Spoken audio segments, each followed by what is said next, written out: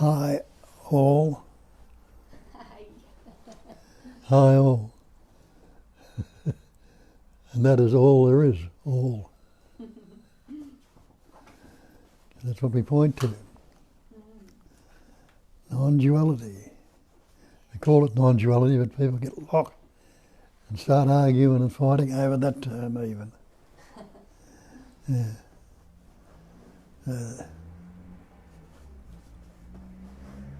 But it's all indivisible.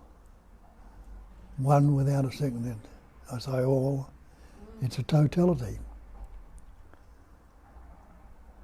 The all is the everything, and it also is the nothing, the no thing.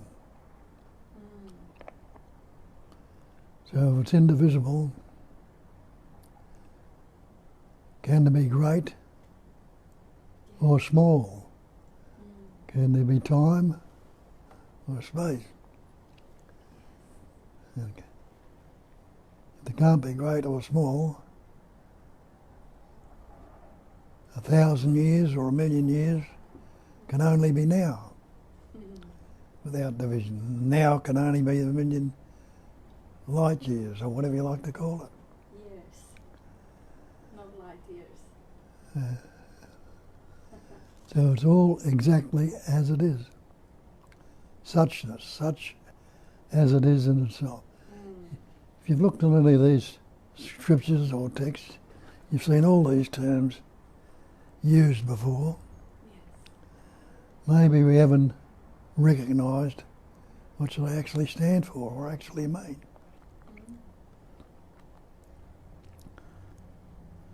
Intelligent men, the great way is not difficult for those who have no preferences. In the Taoists, they say, the way that can be spoken of is not the way. So we can't put any names, labels, shapes or forms. They are what describes it, or what discriminates it. And they are all it also, because they're all vibration. It's all a movement of that one intelligence energy. But I use the term intelligence energy. And others have used that term also. There's nothing new under the sun. Intelligence is not your intellect as far as I'm concerned, but it is the activity of knowing. And knowing is awareness. Awareness is knowing. Isn't that so? So when you say my awareness, whose awareness is it? We've divided and made it seemingly separate. It belongs to me. But put it the other way, the me belongs to awareness. The same as everything else belongs to that awareness. Without what we call awareness, there could be no manifestation. So if there could be no manifestation, awareness would be that term God also, wouldn't it? God is supposed to be knowing everything. And as awareness is an activity of knowing, any activity is a movement. And any movement is energy. So it's intelligence energy, the activity of knowing. And isn't that happened to you if you're listening to this and aware, sitting where you are right now? Isn't it an activity of knowing that's there with you right now? I say with you, but you are it. You are with it. With you implies that it's with that body mind. That you think it's appearing in, you think it's happening in. That is the seeming pattern through which it expresses, yes. But it is that essence which is expressing and forming the pattern in it, even the awareness. It's no thing and which everything appears. But if it's indivisible, the everything is already the no thing. And the no thing is already the everything. And again, going back to that Hinsing Min, when I said, when no discriminating thoughts arise, the old mind ceases to be. This thing we believed in as mind, the mental process, it's the one essence itself, still also. And the discrimination thinks it's in that seeming discrimination, it separates, divides, seemingly, and makes all these separate patterns, individuals, and all the things that are in this manifestation. Now, the definition of the manifestation is illusion. They say it's illusionary. It's that which appears to be. Phenomena. And the definition of phenomena appearing to be, it's only seemingly so. It seems to be so. And it seems to be very real that I am this person. And you are that person. And the person is a persona, coming from that word persona, which is the mask. See, we've got to wear a mask because of this coronavirus. Wearing that mask doesn't obscure part of the features, part of the ceilings. That's what a mask does. It obscures things. It blocks things out. It's supposed to block the germs out from getting to you. An obscuration. And what's the obscuration? The belief that I'm the person, a separate entity, an individual. I can stand on my own, separate and apart from anything. But this is a non-dual manifestation. There's nothing other than that. That is what it is. And that's all it is. What is?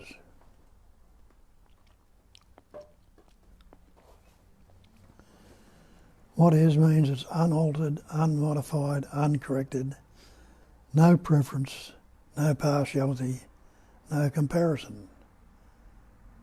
It's only that one essence, which that basic screen, which that essence is, it's silence, it's stillness, it's emptiness, it's a cognizing emptiness. It's an emptiness that has the capacity of cognizing or knowing. And it is the emptiness that's forming and shaping all this manifestation. So the emptiness, as the Buddha tells you, is form. And the forms are nothing other than the emptiness. So it's still only that pure, absolute awareness that's seemingly vibrating, shimmering, shaking, or spontaneously, subtly moving, like a ripple appears on the still ocean, and that ripple becomes a wave, and it becomes a billow, becomes a spume, foam, and everything else, a subtle vibration that goes through it, a tsunami. But has it ever changed from being the ocean? And the ocean ever changed from being water? And has the water ever changed from being gas, a couple of elements, oxygen, and hydrogen? And those elements, they can be broken down to subatomic particles into no thing. So as soon as they take on those shapes and forms, they become things. And look at this manifestation and realise that everything in it, including you and me, the only things that are appearing on that screen are things. Something appearing on no thing. And when you realise the appearance is illusion, and that the illusion, the idea of illusion is illusory also. So it can't be grasped. Try and escape from it. We've been trying to escape from it for years and got lost along the way, and some innately functioning, that intelligence energy functioning innately as you, lets that seeming persona know there's got to be a little bit more to it than this. And it moves into looking along other different paths to try and find that way. Now that's what needs to happen. Allow it, let it take you where it's going to take you. And see. And he, as the pattern, shape and form, wasn't able to do that, and didn't even know that it needed to be done for many years, because I was locked in this belief from the time the capacity of reasoning developed, when I learnt words from my parents. But it took me out of that. It took me from one thing to another thing, to seeming thing, to where I needed to be, to see that there was actually no things. Even that was the thinking, the body, mind, entity, the person, to me, that was thinking there was some thing to get or somewhere to go. That was pointing to the recognise what was saying was true. There is, see that yourself, is there something in the investigation? Realise there's not. There is no thing to get. There is no thing to be. There is no thing to see. There is nothing to do. Where does that leave you? Present and aware. Absolutely. Or they put it simply in the Buddhism when they call it the great perfection. Great perfection has a similar meaning to the absolute. Absolute, you can't add anything to it. Can't take anything away from it. Perfection, if it's perfect, you can't add anything to it. You can't take anything away from it. So they tell you the great perfection is non-conceptual awareness. It is that basic screen, that awareness or knowingness. It is the great perfection.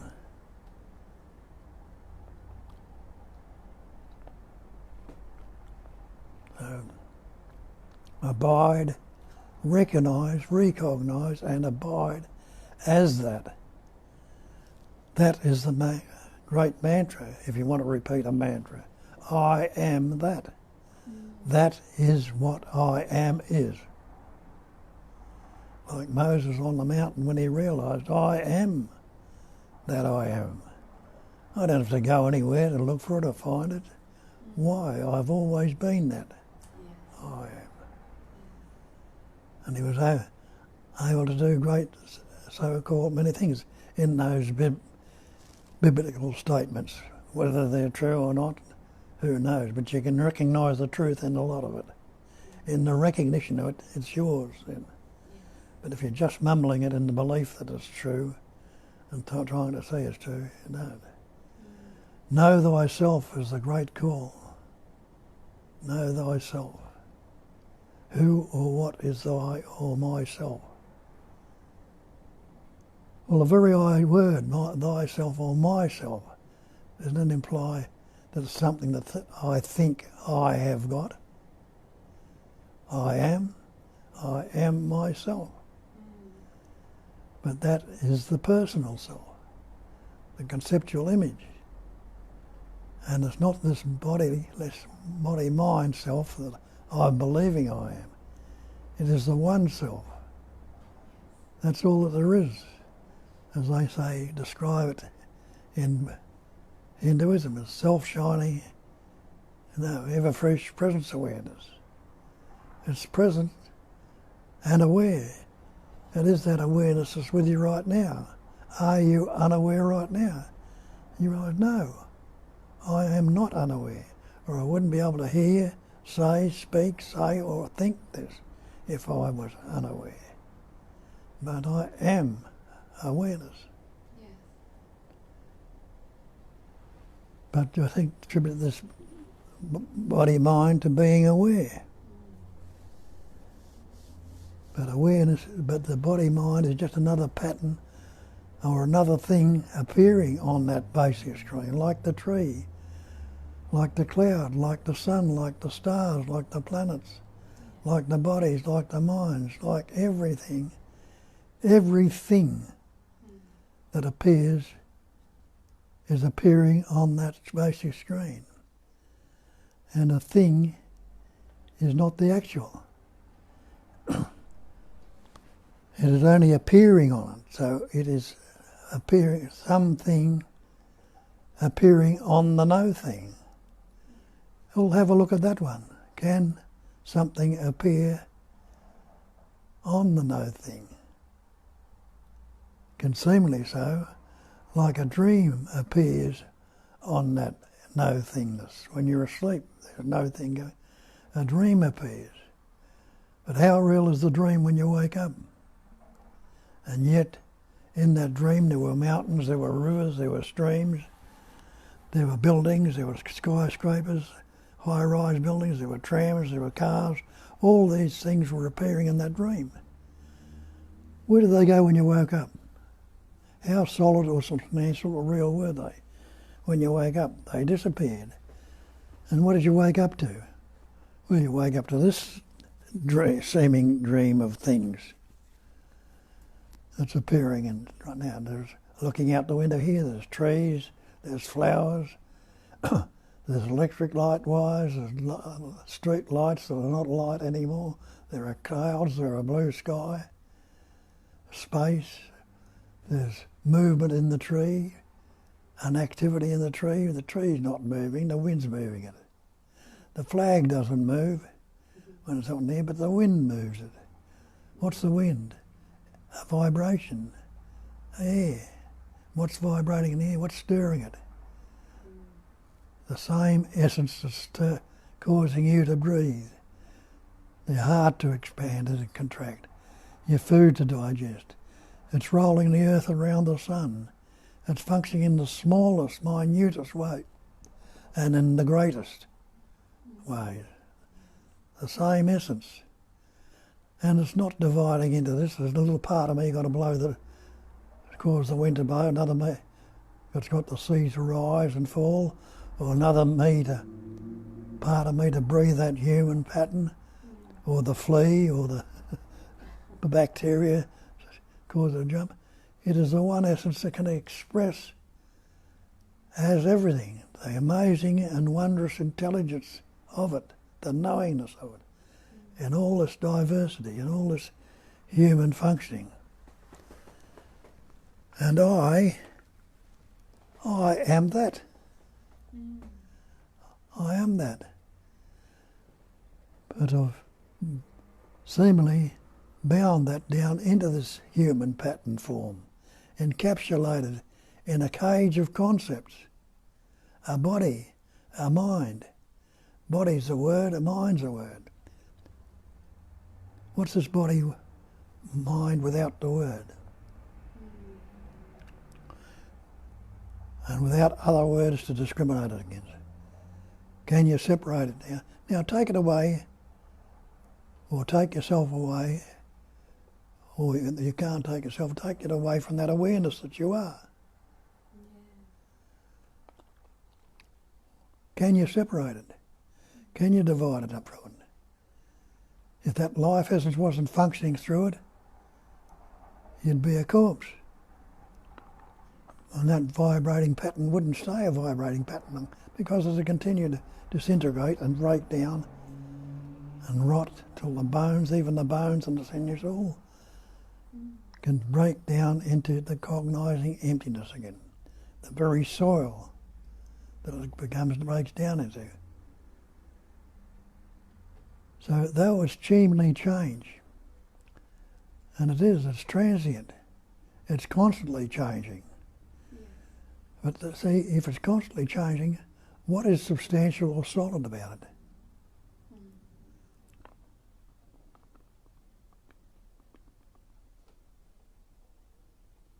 What is it that doesn't change? Anyway, that's the basic story that's going on. There's a few of you there now, I hope, and you can tell me about it. or share it with others that might like to hear it. We have a couple of questions. There is a question from Tanya. How do you see the appearance as illusion? I don't feel separate, but there seems to be a body here and other bodies which are appearances also. They seem real. Yeah, they seem real. And seemingly they appear to be real. Mm-hmm. And that's the manifestation, a phenomenal manifestation. The definition of phenomena is that which appears to be. It is real in its essence. Just the same as that feeling that's with you, that's the real in the essence of you. But what part of the body feels real? It has feeling separating through it, but you can take it apart, you can cut your hand off, and you'll still live without that hand, or any part of the body it appears to be real, it appears to be one essence and solid, but that's how it seemingly is. Let's look through the seeming to the reality of it. Yeah. And it doesn't matter if it seems to be there or not then. But you know the truth about it. If you know the truth, though it's seemingly so. And realising it's constantly, that seeming pattern that you say seems to be real right now. What did you think of it 10 years ago when it wasn't even the same pattern? And could you even imagine what it is now, 10 years older? You couldn't. Yet it has changed. And right in this moment, it's changing. And that 10 years I'm talking about it, that's another concept also, because time is a concept. If there was no appearance, no phenomenal manifestation, what or where would you be? You would be that absolute essence. What could you say, think or do or feel or taste or touch or discriminate? Nothing at all. Yeah. It would be seeming zero, zilch, no thing, which it is no thing in its essence. But the wonderment of it, the magnificence of it, that it can appear, pattern and express as everything. Pure, implying it's suffused with an innate intelligence or knowingness or awareness or godliness or whatever you like to call it. Yes, so there is another question from Israel. How can you tell the difference between so-called reality and dream reality? Well, have a look back on your dream right now. Was it real? Was it actually real? It appeared to be real while you were in it, didn't it? Now, where are yesterday? Go back and live yesterday. That seemed very real while you're living. Can you relive it? Can you recall it exactly as it was? You can't. You might form other concepts and ideas. But what is real about it? What is real is the very life essence that it is now, not the thoughts or patterns or thinking that's going on, but that which is the breathing, the heart beating, the hair and fingernails growing, the functioning, the actual reasoning that can go on through utilising this body. That's the reality. How it appears, the definition of reality is that which never changes. Yeah. And so all these things can appear and seemingly real. It can all be valid in the appearance. But in their actuality, there's nothing real. The no thing is real. Beautiful. So reality and dream reality type of illusions are so-called. Now Rohan is saying, hi Bob, can we say that remembering the seeming past and getting upset over it is identical to recalling a dream and getting upset over that? Remembering a dream and getting upset over that seems ridiculous. We know it never happened. It seems like we do the same thing with personal past, but there is a belief in that being real. In this seeming awake pattern, which is just the life isn't awakeness. Things that seems, if you're relating to the past and recalling it, it can seem to be very real again, and you get some value out of it by utilising it to your advantage. Yeah. But it's still only dream, no matter how wondrous and amazing it seems to be. Yeah, but that's a really good point, Rohan. Now, Cha says, Papaji said, whenever you see name and form, it is dream. So anything that you see or know is a dream. Reality is no thing, no form, no shape, no name, no thing. Couldn't have put it better. Yes. And Israel says, thank you for answering questions.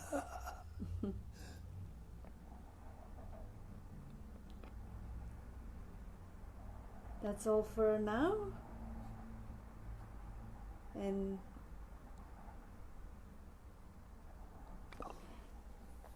that's all for now. Yeah, that's it.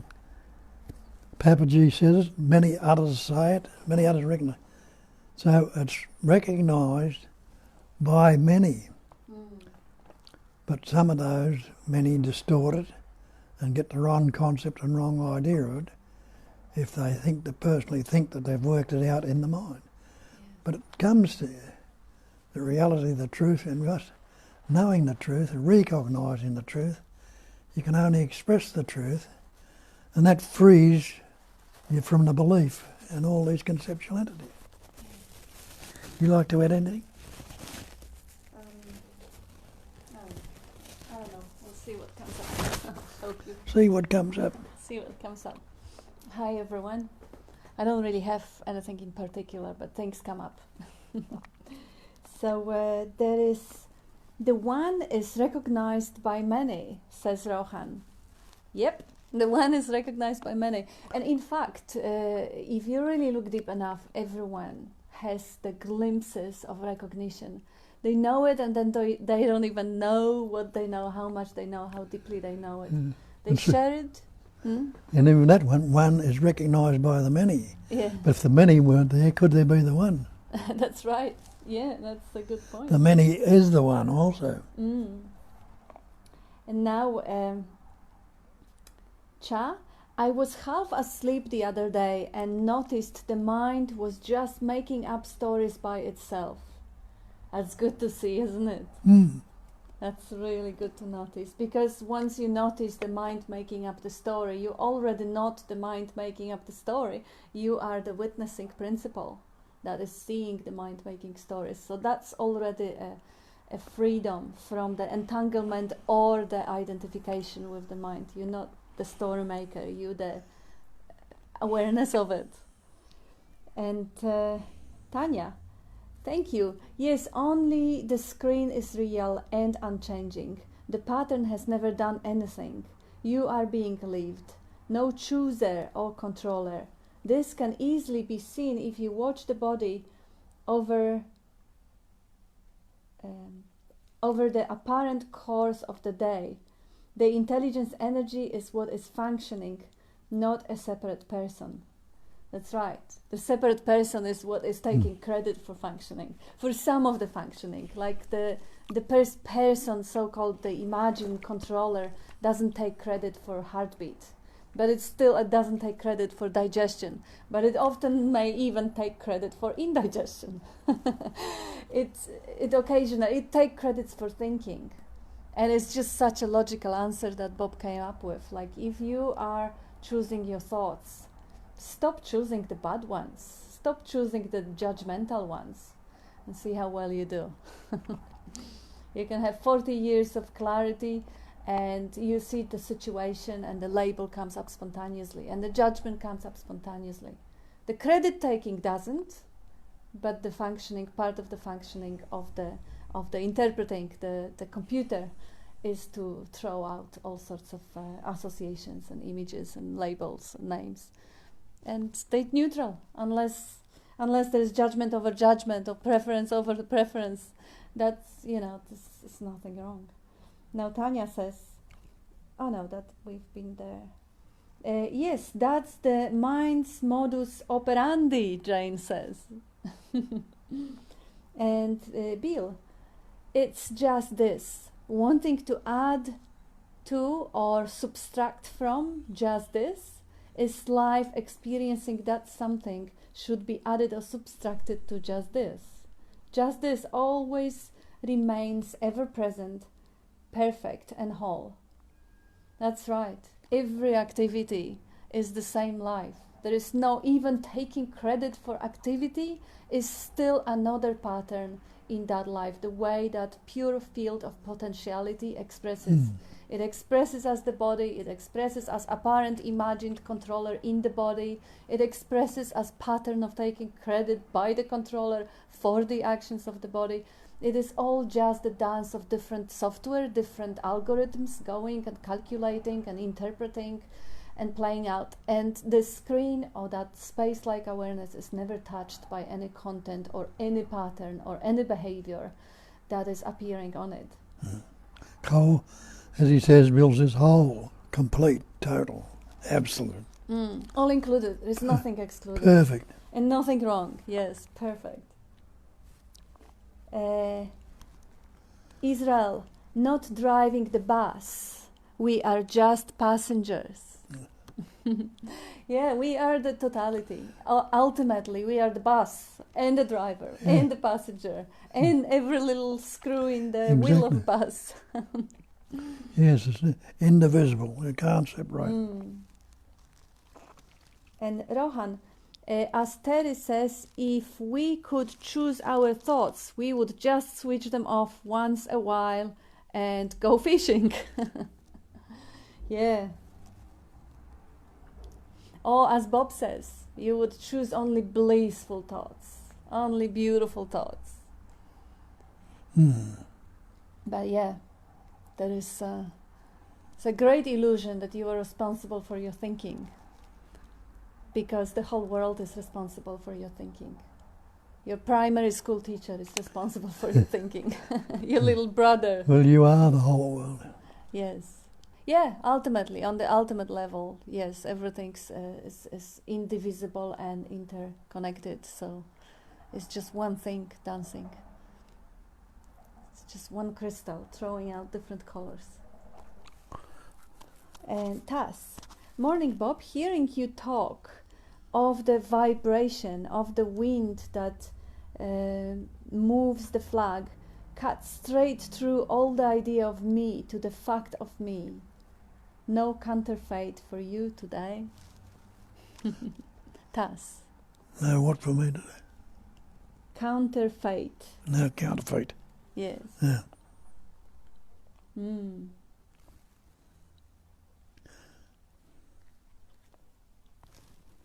That all? That's all for now.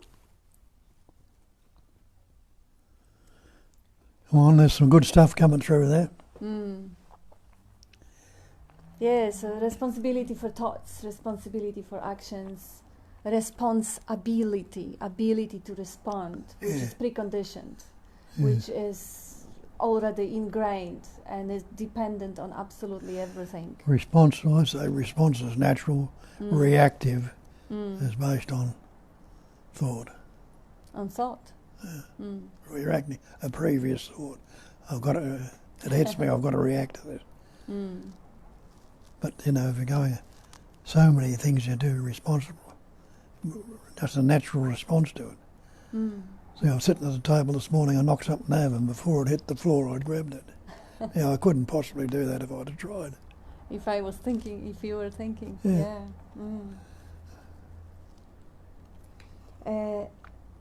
Now, Dee is saying, Jean Klein's analogy was of the curtain going down after a brilliant performance by a ballerina, and then the clown comes on stage to take the applause.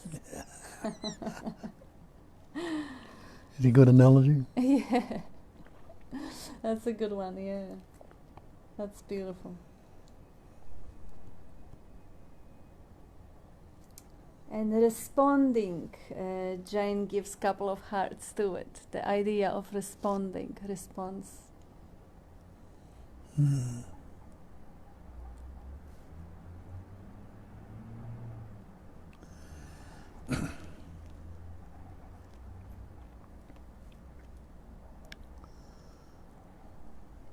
see if there is any inspiration back there, which I perhaps missed. Oh, people, I see something. People wonder if there is life out there in the universe. The way I see it is the whole universe is alive, or the life-giving life to everything else, but still a dream of a living dream. Who said it? Beautiful. Cha. Oh, yeah.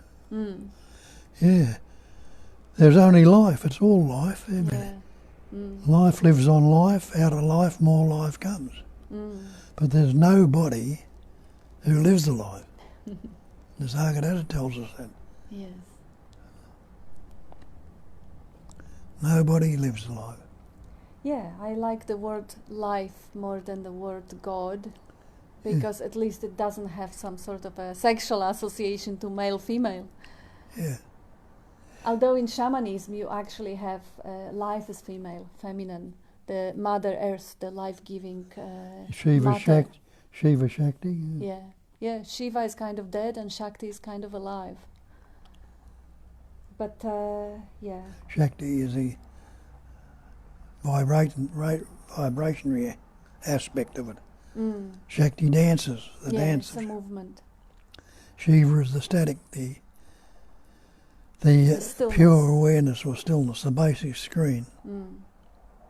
In Taoism, they have it the opposite way. You have the in Tao you have the yin yang symbol, and then the feminine is passive, is inactive. It's like sky, it's like stillness, like Shiva, and masculine is active. Masculine is life, which I find really fortunate that the symbols are completely opposite. They're just symbols to illustrate. They are not the truth. It just shows it can be either one. Either it can one. be static or not. It can be Yes. Female or male. Yeah. What is beyond the male-female? It's only the labels we put on them that discriminate it. And beyond all the aspect, beyond the static and dynamic, beyond the emptiness and form. Yeah. Because even the way we perceive or we point to space or stillness or silence, they are still tangible objects, like, the sound, the silence between the notes. There is a deeper, much greater emptiness that is enveloping or encompassing the silence and the sound, both the sounds and the gaps which create the silence. So there is just completely beyond any means, any language, any description, any pointer, that it is... The description can never be the described. Yes. The word is not the real.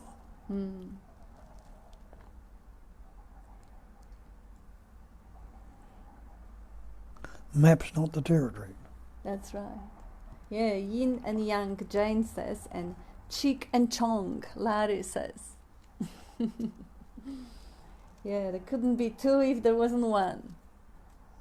Yeah. And even the one is actually too much to say, because we can't even say it is one, because it doesn't, even the one has to appear on something. And it's just appearance.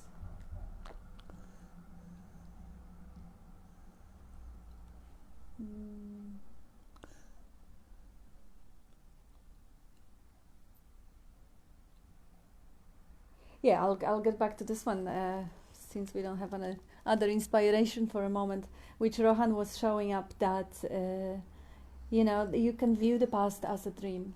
You can totally view the past just the same way you view the dream. Something that you can't relive, you can memorize, you can remember your dream and go through it, but you you don't take it too seriously, and you can the same way remember the past and go through it and not remember it too seriously. The way the files are stored in the computer of the mind is not exactly how we imagine it to be, according to the newer science. It is not that there is some sort of a permanent connection which signifies the dinner 10 years ago with the grandma. No. The moment the certain associations, perhaps smells or shade of the light, brings up the memory, it actually creates it spontaneously, fresh and new. It is not something that is stored somewhere on the hard drive. It is something that is being improvised. Again, they say the mind is an improviser. It brings up memory. So suddenly you may find out that the memory stored about the dinner at grandpa's or grandma's had a red carpet and green rag on the table, and you find the old photography and you find this was not so. Also, the way whole psychotherapy is based on reframing and reinterpreting past events in the way that will be more sustainable and more healthy for the personality structure. So how reliable the past really is. Not only is spontaneous and is improvised every time when seemingly revisited, so it's like a dream, it's completely like a dream.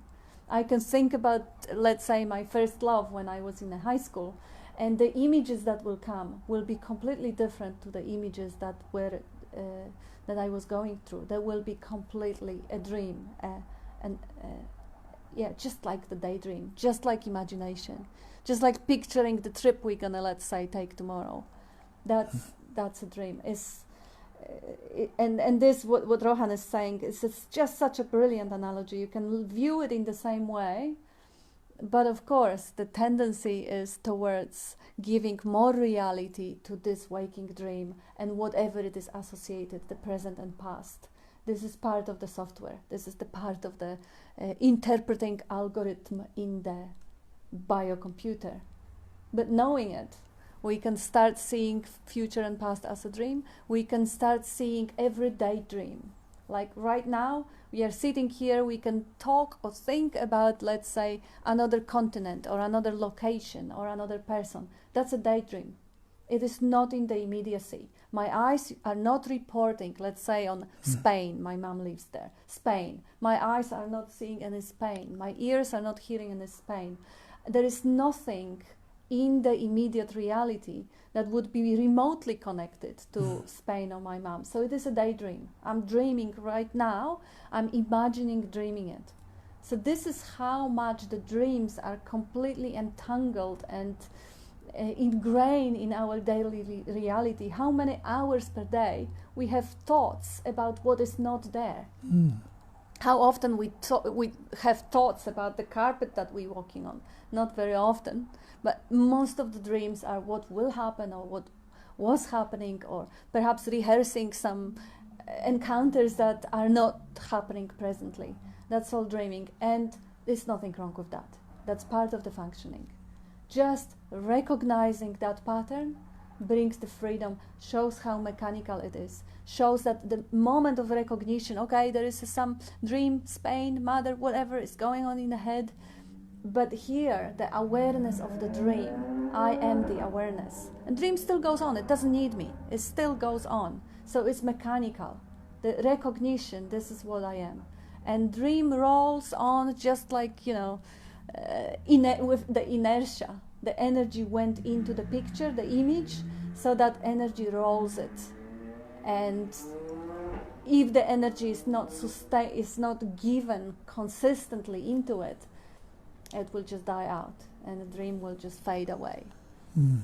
Well, in that dream, like if you're daydreaming even of being in Spain, as you were saying, you would be in the town there, or in the city, or in the country. Yes. Where's that dream taking place? In the mind. In the mind. Now, is Spain in your mind? No. In your brain? In your head anywhere? Yes. The streets are the people in it? No. No, they're not at all. Not at all. And where are you when you look at yourself into something? You appear to be awake in this dream, where you might have dreamed of mountains or cities or oceans last night.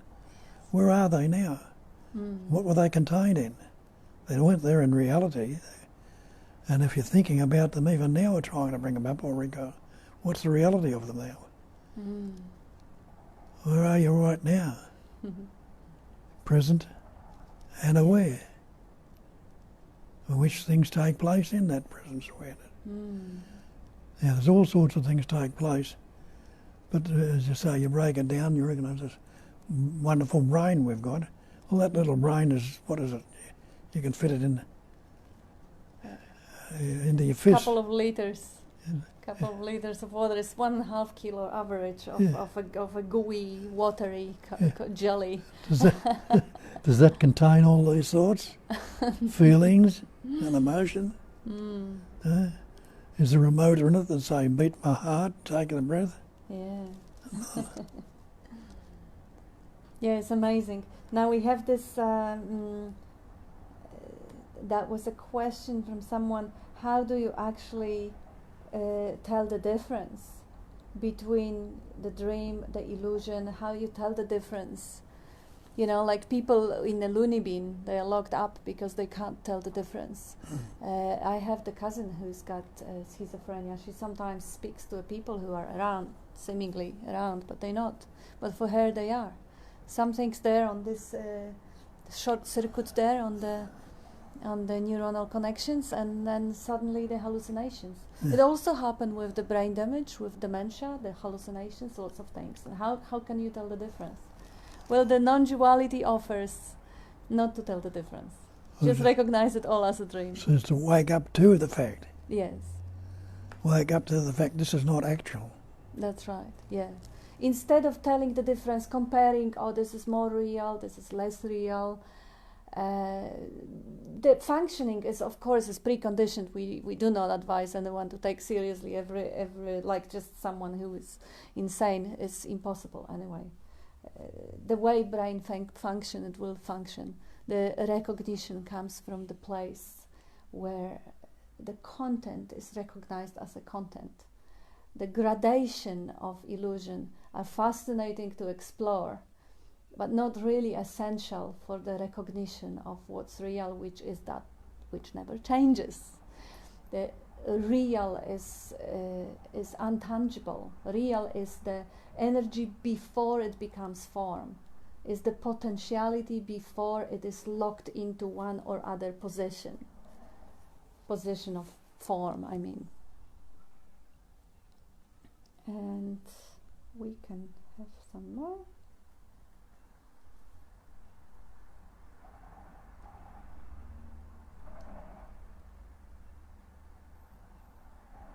Rohan says, that's beautiful, Kat, to even speak of silence and sound and position has to be taken from which our silence and sound are measured. Yeah, nothing, you can't grasp it. Nasser, neither God nor the universe have come to tell you that they have created you. The mind, obsessed by the idea of causality, invents creation and then wonders who is the creator. The mind itself is the creator. Even this is not quite true, for the created and its creator are one. The mind and the world are not separate. Do understand that what you think to be the world is your own mind. All space and time are in the mind. That's Nisargadatta. Beautiful. No creator, no creation, no creature. Yes. Creature. Yeah, beautiful, beautifully said. Yeah, he's got the poetic way of saying things. God, what are experiences? Who experiences? The mind? Impersonal? Personal? There is an identity with the experience? All there is experiencing. The activity of seeing, hearing, tasting, touching, smelling. That's how it's happening. Yeah. The ing gives it something that's going on in the immediacy. But to say I experience, you form the concept of an experiencer. Yeah. I'm experiencing that, or whatever the experience is. The concept of an experiencer is experience, what's happening in the experiencing. Yeah. So it's divided, experiencing, into the experiencer and the experience. Now, can there be an experiencer without experiencing? And can there be the experiencing, the experience without experiencing? So there can be neither without the experiencing, which is the activity that's going on, the ing on in the immediacy, without experience. That's the same as there can be no thinker without thinking. There can be no thought without thinking. There can be no feeler without feeling. Yeah. So the sensations translate into concepts or words or ideas we've got about them. See, that's what's dividing it, the concepts, the word. But it's just pure functioning without being divided. Yeah. Yeah, and I know that this is really difficult to grasp when you ask a simple question, but who is doing it? And you even give options, personal, impersonal, this. The question who is the wrong question, because as Bob just explained, the who is already constructed just for the mind to create duality out of singularity. The simplicity is seeing. Seeing's happening. Yeah. And now the mind comes and say, yeah, but seeing must contain of seer and the seen. No, it doesn't. It doesn't need to. The seeing is there. But for it to be understood conceptually, it has to come as two, seer and the seen. Otherwise, the conceptually it makes no sense. But experientially it does. In the experience there is seeing. There is no one who has the seeing or who does the seeing. There is no me that starts the seeing. The eyes open automatically because of the certain, probably just different brain waves or whatever, different oxygen level in the blood that circulates it. Eyes open, seeing's already there. I didn't do it. I didn't start the seeing. And whatever within the seeing is already, the content of it is included. Same with experiencing. Experiencing goes on non-stop. But for the mind to actually make sense of it, it creates the division. Yeah, but there's experience, let's say pain, pleasure, or whatever, and there is someone who has that pain or pleasure. But let's say we get rid of the pain or the pleasure. So where is the one who has it? It makes no sense. There is no one who has pain and then no one who doesn't have pain. No, it is just pure pain-ing, or pleasure-ing. It's the experience that goes on. It kind of almost feels like it's brushing off the simple question. Okay, but tell me who? But there isn't anyone. There really isn't. No Beatles without Ringo. That was Cameron says. No Beatles without Ringo. That's cool. And we have got a few. So Cheryl, thank you Bob and Kat. Hello Jane, enjoying this morning with you. Love and light. Cheryl, thank you. Good to have you. Who's it? Cheryl. I don't read the last names because it will be too public, just in case somebody objects to it. And Bob, when you say full stop in the mind, do you mean the thoughts stop, or just not to listen to them, or ignoring them, or when you say full stop? Well, do what you can. Step over them. Don't go there. Full stop. Let them go. Whatever time is. Yeah, whatever works. If it works that the thought stops, good. If it works that the listening to thoughts stop, good. If it, whatever. And instead of settling down with that thought, ask yourself, what's the next one? Don't give it a chance to settle, just step over it. Then what's the next one? So you're not fixating on the thought, where it can cause more thought. Yeah, the next one, that was when I used to have a guru in India. He was giving me this type of a sadhana, as Bob just explained. Just sit in quiet and say next to every thought that comes up. The image comes up next. The thought comes up next.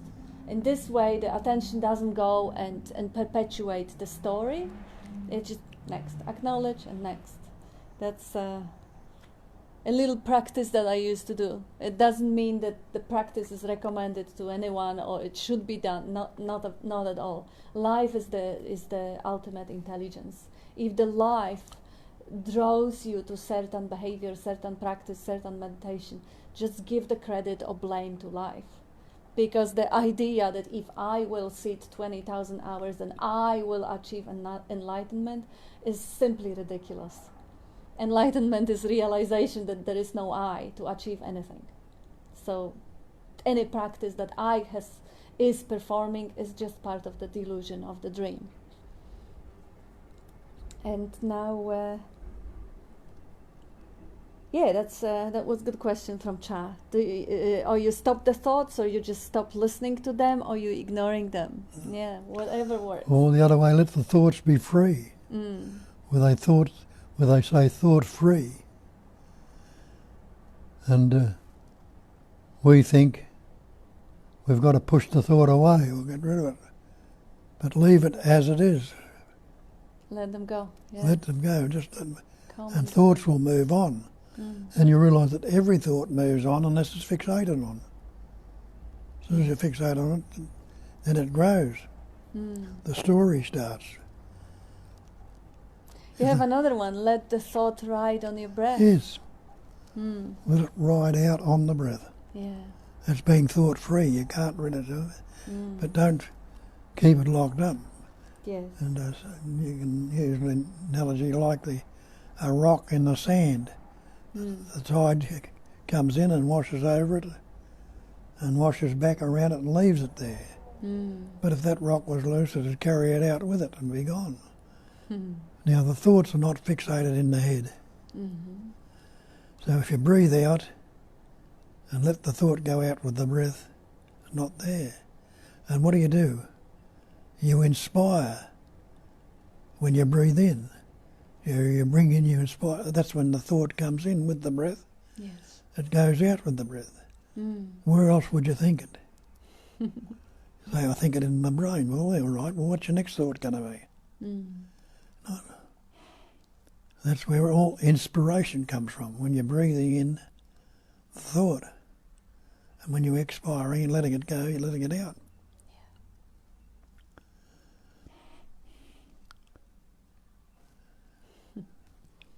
Mukti. Now, when you breathe that thought out, what's there? Have a look at it right now. Breathe that out.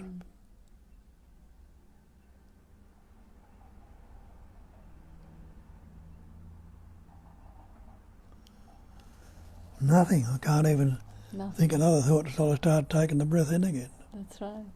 Nothing. Yeah.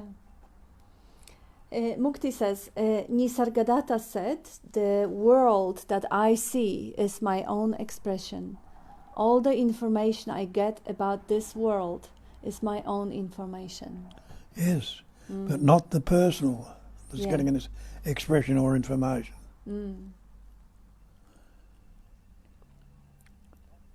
And no Beatles without Ringo, says Cameron, and Mukti answers, no rings without Beatles.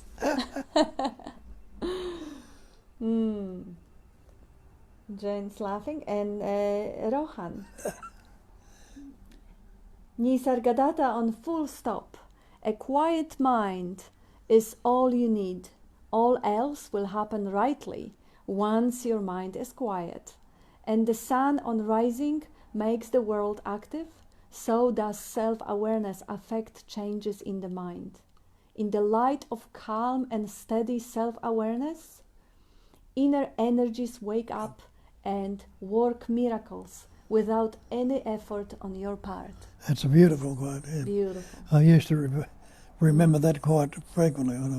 Oh, yeah. I had a little page right out with that one and a few others written on it. It's there somewhere. Yeah.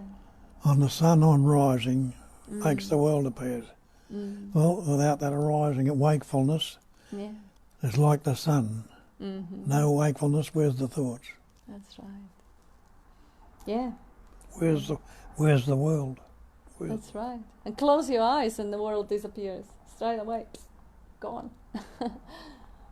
How reliant it is on that transmitter-receiver vehicle. Like without that, the awareness is blind, can't see, needs the eyes.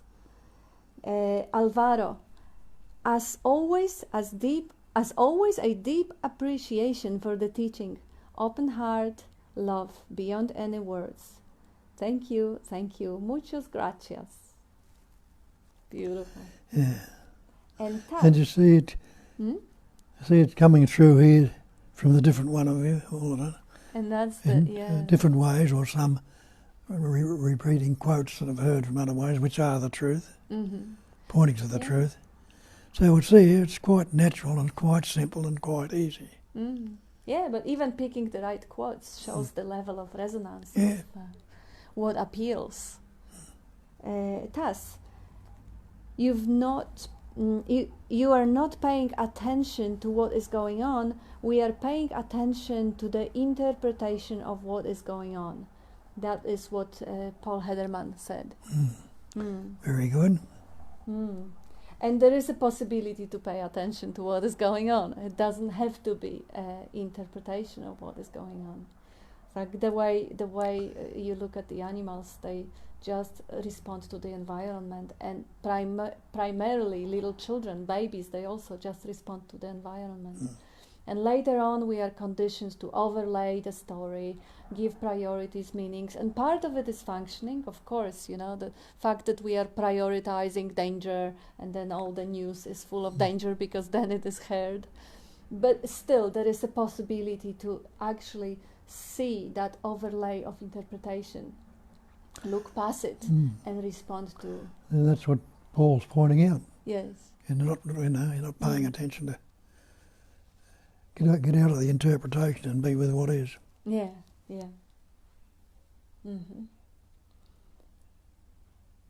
And gratitude and love, says Jane, and ditto. Yes, Jane, thank you. And here we are.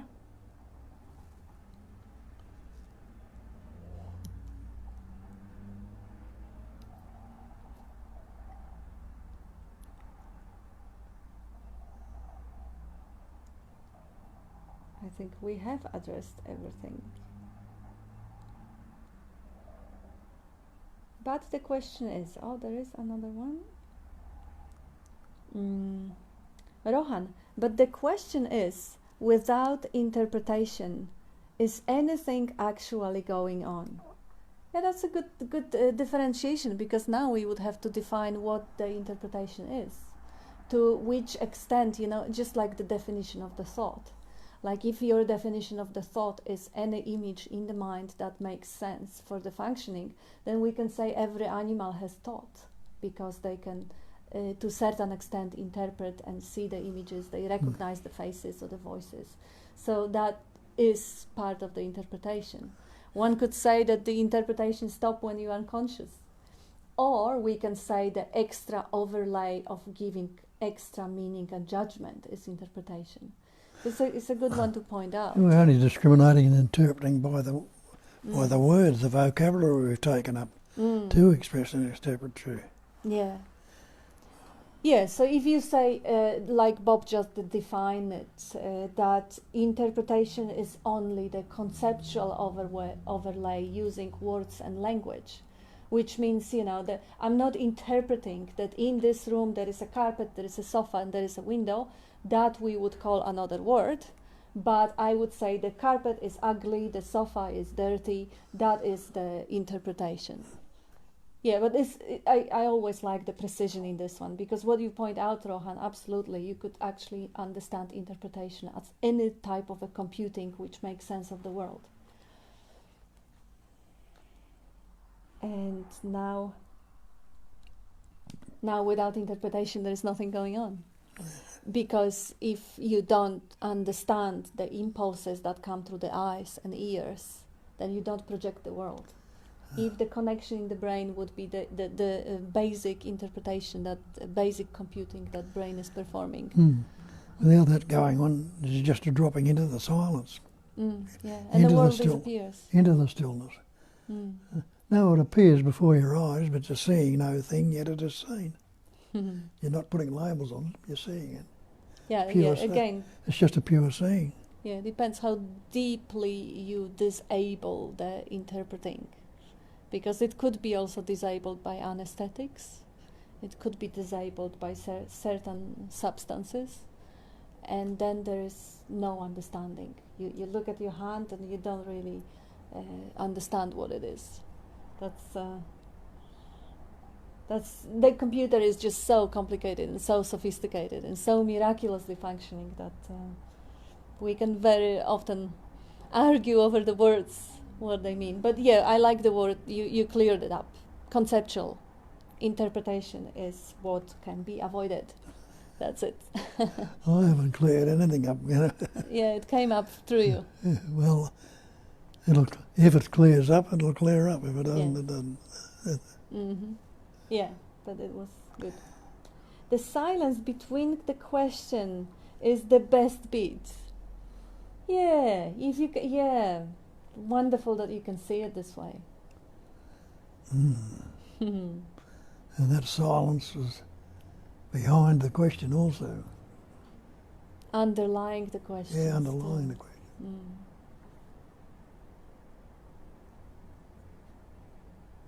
And Tanya says, I agree. Peace, or what is easily noticed in the silence. Yeah.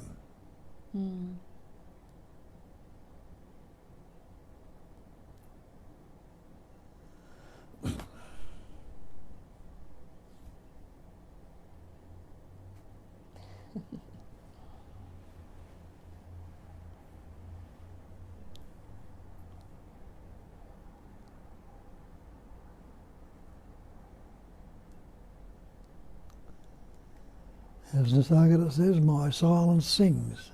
Yeah. My emptiness is full. And it really does. The moment you fall in love in silence, and the need for the constant chatter and the constant entertainment from that one machinery, when that relaxes, there is such a sweetness to silence, to other senses also. Is so much beauty in seeing, is so much appreciation in hearing, even if there are noises, if there is few different noises dancing with each other, you know, the noise of the air conditioner or the wind or the heater or the car or the traffics, and they all like a symphony. If there is no judgment that they ugly, there's nothing ugly. That's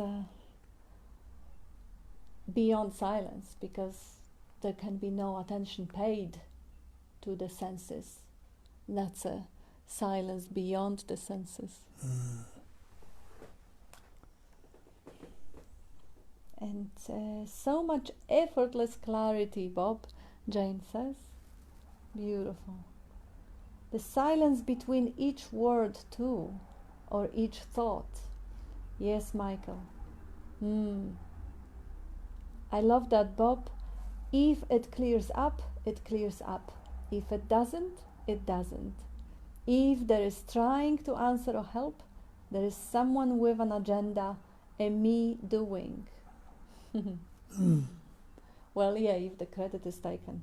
Because even trying, I see how my cat is trying to get into the food and doesn't really have an agenda, it's just functioning. But yeah, absolutely. If there is a story of trying to help, the story of trying to help is a yucky story, because that story assumes that there is someone there suffering, needing help, and I am superior, I know, and someone doesn't. It's a yuck.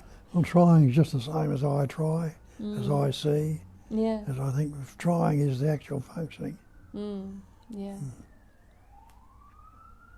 But there's no trier or no tried that's happening to you. That's right. Just the trying, the actual functioning, which just is a stream of energy. And as I say, some poet says somewhere along this, the singing streams which live in my memory. It just streams along and it brings a rhythm, a sweet sound to it. And in that there's a joyousness, a happiness, sense of being well, well-being, or being well. Yes. And the effortless being also. Yeah.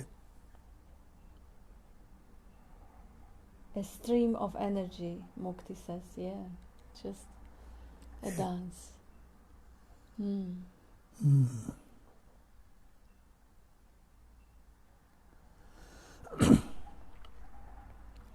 And like the wind, that energy can be a nice, gentle, cool breeze. Yeah. It can be a gale. Mm. It can be a hurricane. All sorts of different ways that stream of energy can pattern, shape and form. Yes. And we have Bill. Formlessness is ever present. There is only formlessness. You are formlessness. This is particularly evident on waking up in the morning, and then download starts. Me, me, me. We then attempt to explain reality. Impossible. Yeah.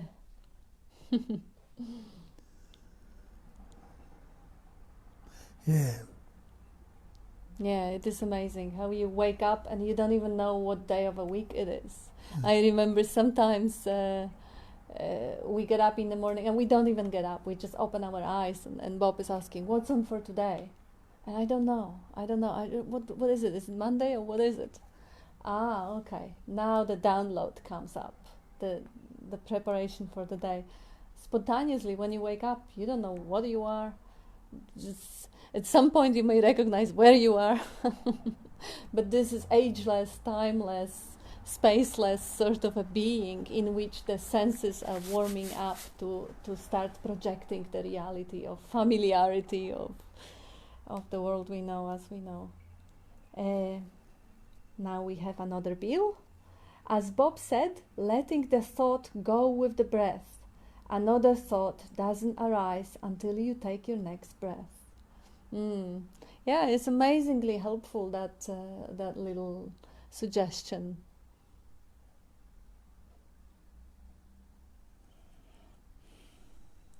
Formless is ever present. There is only formless. Tass is commenting. Stunning. Yeah. Good on you, Taz. Nothing is seen, and yet it clearly appears in front of your eyes. Yeah. What a miracle. And you know what it is without putting the label on. Yeah. You know, I'm looking over at the wall, there's a settee there and the pictures on the wall itself. Without labeling them, I'm not seeing one homogeneous blob without the label. They're still seen and knowing what it is. To put the old label on it, you've got to say it's a picture on the wall or the wall. But you know there's something there at the background of those pictures and the pictures itself on it. Yeah. You know what everything is. Look outside, see the same. See what appears to be a canopy over the in space there that's seeming the end of space. It can be a blue canopy or it can be covered in clouds. Yeah. It can be trees and flowers and lights and everything appearing in that space. And you're knowing what it is without putting a label on it. Yeah. There's movement going by. You can say that's a car. That's what it was. Yeah. But even if you don't say it, it's still. Yeah. Yeah. Leonard. Humanitarian help, God help His children share. You have and will double up. Yeah, I start again. Humanitarian help, God help His children share. You have and will double in account of the day need help other side of the world. Philippines merge and sink. Water, I need you. Start with your voice and heart. Yeah, it's hard to read without punctuation. Yeah. What's it? Yeah, I think it is a Google Translate. Oh, yeah. Yeah, so I can read it again. Maybe you can make sense of it. Humanitarian help, God help His children share. You have and will double in account of the day need help other side of the world. Philippines merge and sink water. I need you. Start with your voice and heart.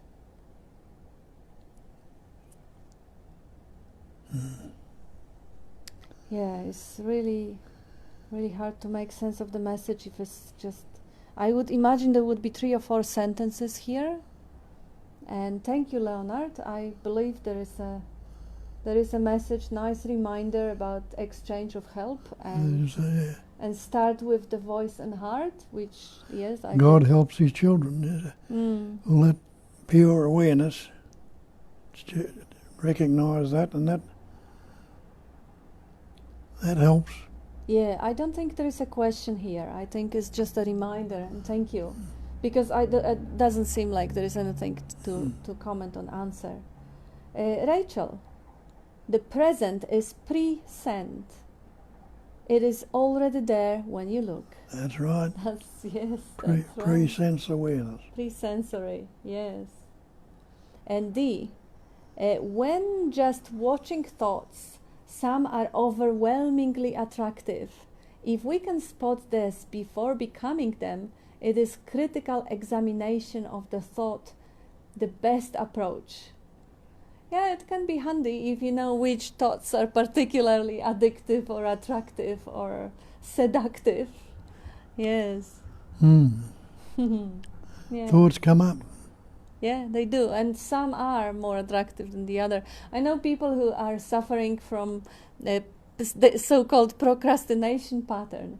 They are actually compulsively avoiding unpleasant thoughts and tasks, and regretting it later on. In the same way, some thoughts and tasks are being so attractive that people indulge and get addicted.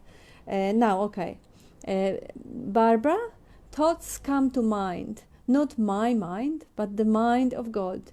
The body-mind organism cannot think. I am not the thinker. So identification with thoughts falls away. Sending love. Hey Kat, we were both the birthday girls. How amazing. Yes, happy birthday. We've got all the beautiful flowers, and yes, it was nice. And Leonard says emergency.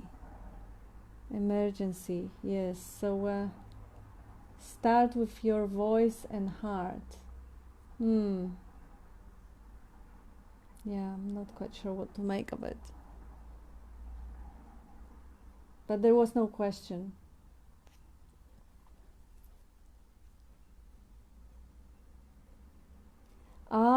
Okay. That's Mukti. The Philippines in the midst of typhoon. Much loss of life. Yeah, really sorry. So there is some, we didn't go through the news today yet. I've been working since 7 in the morning. Sorry for that. I mean, of course, if anyone has any idea or thought or prayer or way to, to get the heart coming out of them and to them and helping, then of course join in. If there is a tragedy happening, that's what you got to do. And if the tragedy is brought to the attention, because let's face it, there is a tragedy happening in almost every family around the world, and including the ant family and a bee family and a bear family, but this is not brought to our attention. But whatever is brought to our attention, if there is an action that can follow, let it follow. Yeah, the energy is stirred up a bit more from being a gentle breeze into a typhoon. That's right. Yeah. Yes, so we are going through typhoons, we're going through earthquakes, and the good thing is that life doesn't die. Life doesn't die. And physical suffering, of course, is tragic, and emotional and psychological suffering is something that can be addressed. And if Leonard is talking about God, if you believe in God and that gives you a sense of relief from the psychological suffering or trust, there are people who dying in the holy wars because they believe there are 17 virgins waiting for them. That's whatever works. I mean, there are ways to elevate psychological suffering in the midst of real difficult situations. For us, it is easy. We just don't think about it. That's the way to stay sane.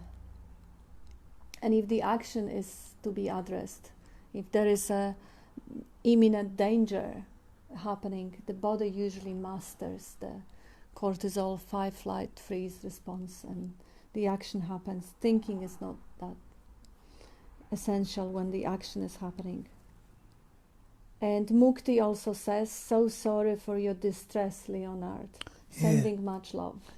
Good. Yeah. Yeah, and Tanya also sending love to Leonard and all the people of the Philippines. Absolutely.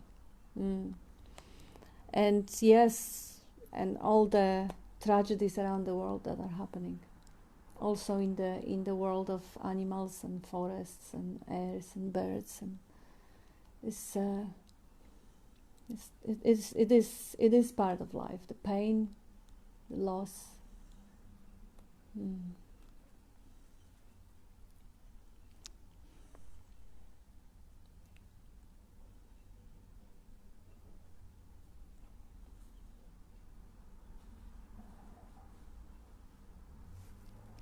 You're not falling asleep now? No.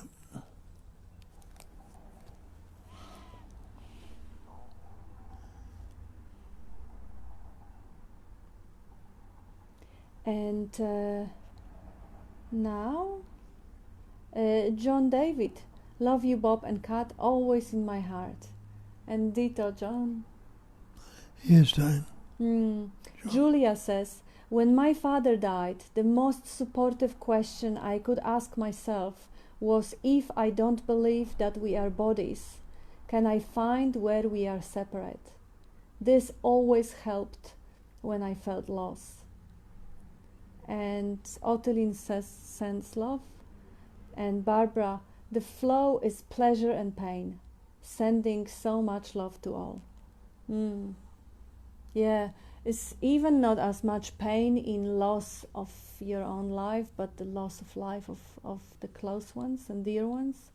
And this is the most distressing thing often in the tragedies like this. I was working once on the ship on the Persian Gulf when what was this big tsunami that wiped off the Sri Lankas and Thailand.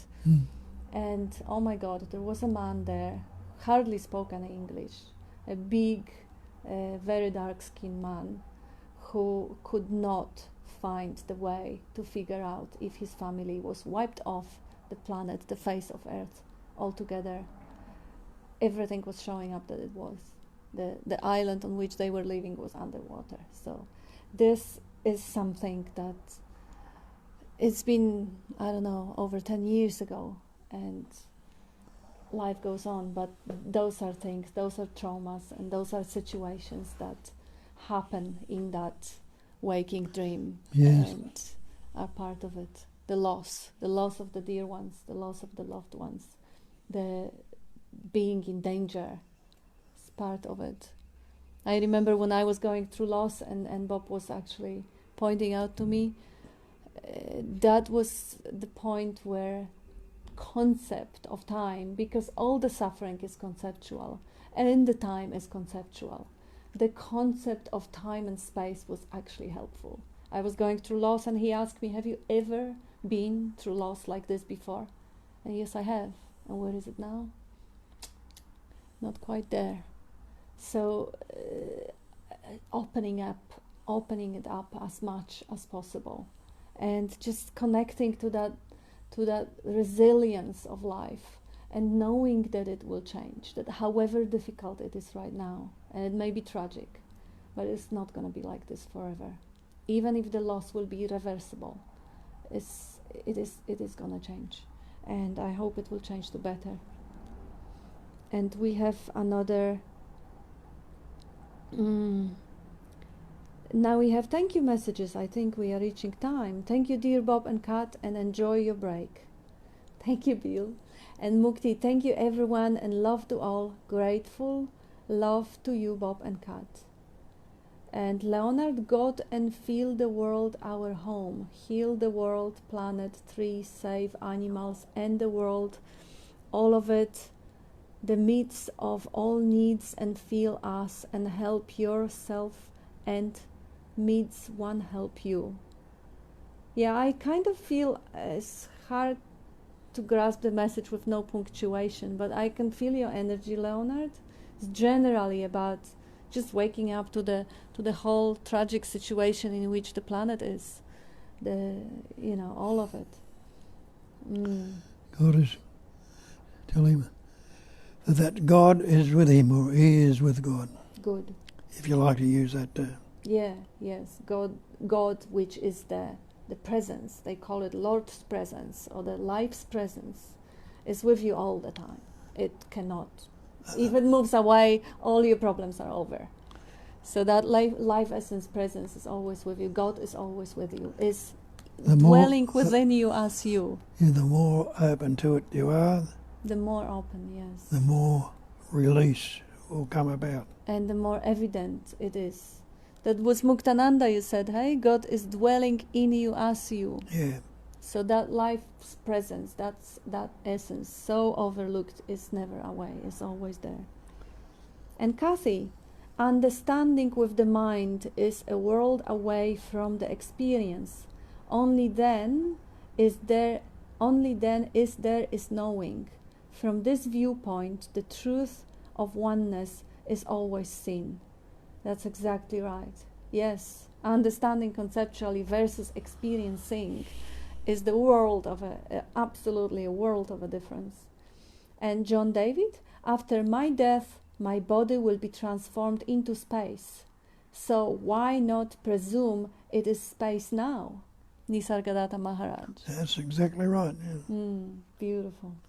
And Tanya, thank you, Bob and Kat and everyone. So grateful for the clarity expressed beautifully. Love you all. Thank you. And Amarnath and Rohan and Julia, love to you all, and especially Bob and Kat. Thank you for your loving service and big hearts. Oh, thank you, dear. God with us, as us. Yeah, that's the sense of presence, that I am, which I am, the life essence, the energy, the intelligence.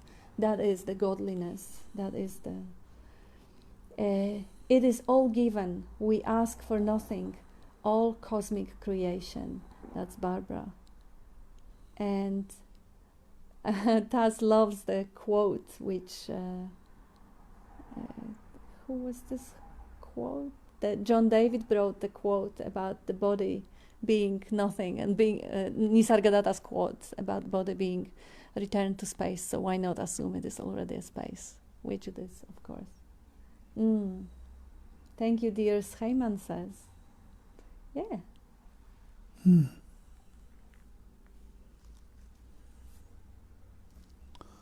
Thank you, everybody. Yeah. Thank you, everyone. Love to you all. Love to you all. And let the grace that's living in you express naturally and fully. Let it does. Amen. In all bodies, Armanach says.